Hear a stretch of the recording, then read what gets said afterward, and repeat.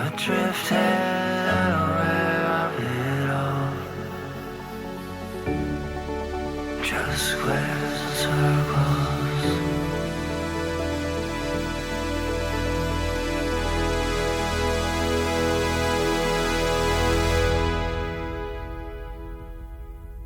All the thoughts and dreams, feelings that I need here.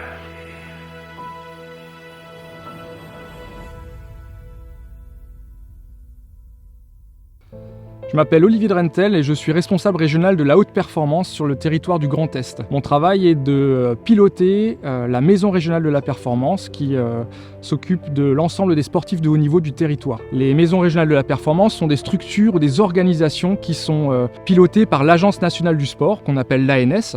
Et sur le territoire du Grand Est, elles sont portées par les 3 CREPS du territoire, à Strasbourg, à Reims et à Nancy. Alors le rôle de la maison régionale de la performance, c'est d'accompagner l'ensemble des sportifs du haut niveau qui s'entraînent sur le territoire du Grand Est. On a 5 axes fondamentaux sur lesquels on va s'appuyer pour les accompagner. Le premier, c'est l'insertion socio-professionnelle. Le deuxième, c'est l'optimisation de la performance. Le troisième, c'est l'accompagnement paralympique. Le quatrième, c'est la montée en compétence de l'encadrement et des staffs.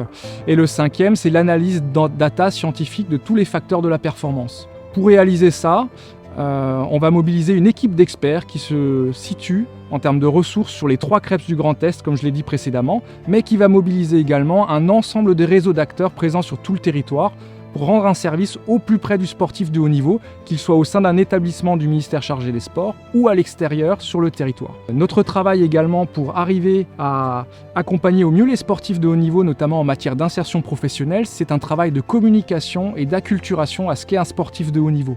Être sportif de haut niveau, c'est un statut qui est défini par la loi française, dans le Code du sport. Le ministère chargé des sports a la tâche de définir 3 listes de sportifs reconnus par l'État, la liste des espoirs, la liste des collectifs nationaux et la fameuse liste des sportifs de haut niveau. Un sportif qui est sportif de haut niveau a automatiquement son nom qui est inscrit sur cette liste-là. Le sportif de haut niveau, du coup, a une définition réglementaire qui est différente de celle des sportifs professionnels. Un sportif professionnel est un sportif qui a signé un contrat de travail. À l'inverse, certains sportifs de haut niveau, au plus haut niveau olympique ou mondial, ne sont pas forcément des professionnels de leur activité. Alors le message que je veux faire passer aujourd'hui à travers ce film, c'est toute la singularité de la sphère du sport de haut niveau, que ce soit au niveau des structures ou au niveau des sportifs.